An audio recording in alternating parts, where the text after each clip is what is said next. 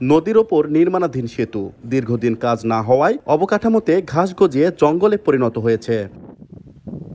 2021 সালের 4 এপ্রিল পাবনার ঈশ্বরদী উপজেলার চরকুরুলিয়া গ্রামের গণিরঘাট এলাকায় দীর্ঘ 96 মিটার দৈর্ঘ্যের সেতু নির্মাণ কার্যাদেশ দেওয়া হয়। 2022 সালের 8 অক্টোবর কাজ শেষ হওয়ার কথা থাকলেও প্রথম দফা মেয়াদ বাড়িয়ে 2023 সালের 18 ডিসেম্বর পর্যন্ত বাড়ানো হয়। এরপরও শেষ না করায় দ্বিতীয় দফায় চলতি বছরের ডিসেম্বর পর্যন্ত সময় বাড়ানো হয়। এদিকে 3 বছরেও নির্মাণ কাজ শেষ না হওয়ায় ক্ষুব্ধ এলাকাবাসী। তারা জানান, চলাচলে ভোগান্তি দূর করতে সরকার প্রকল্প হাতে নিলেও ঠিকাদারের গাফিলতিতে তা হচ্ছে না।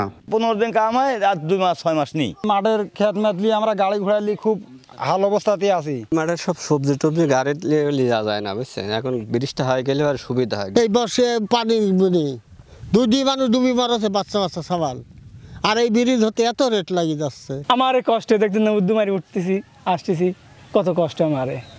এখন পানি আসবে, কত কষ্ট হবে না। এখন জন্ম সনদ দিয়ে খোলো বিকাশ স্টুডেন্ট অ্যাকাউন্ট। নিজের বিকাশ নিজে কর। এ নিয়ে কথা বলার জন্য পাওয়া যায়নি ঠিকাদারি প্রতিষ্ঠানের কাউকে। আর আগামী সেপ্টেম্বরের মধ্যে কাজ শেষ করার আশ্বাস এলজিইডির। ডিসেম্বর পর্যন্ত সময় আছে, আমরা ডিসেম্বরে যেতে চাচ্ছি না। আমরা আশা করছি আজকে জুলাই মাস চলছে, সেপ্টেম্বরে আমরা শেষ করে দেব। গণিরঘাট সেতু নির্মাণ প্রকল্পে ব্যয় ধরা হয়েছে 7 কোটি টাকা। সবুজ মোল্লা, সময় সংবাদ, পাবনা।